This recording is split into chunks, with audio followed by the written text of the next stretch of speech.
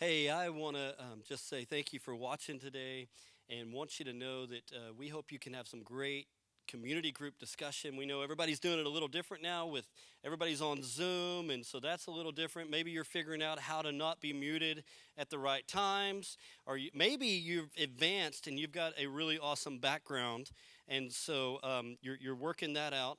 But in the meantime, I wanted to give you a little bit of questions, a few questions that you can use to discuss this week's message.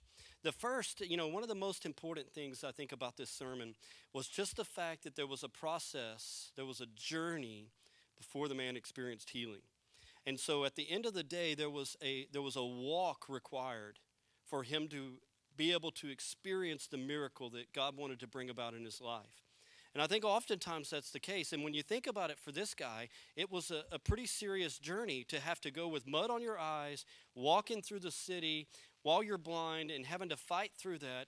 It wasn't just an easy task, it required a process. And I think oftentimes that's the way it works in our life.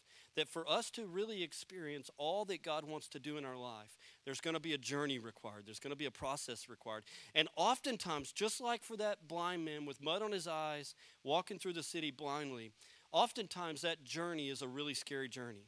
Oftentimes it looks like, man, I just don't know because I don't know how it's going to end up. I don't know that I'm going to be able to get all the way to the pool.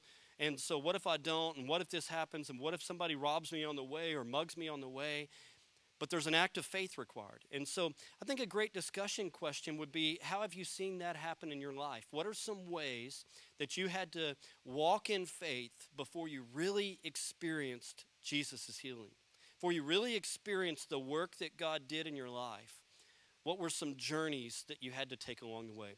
And then the other question that I would ask is, what's one thing that you need to really lean into in faith right now? And so maybe it's a truth about God.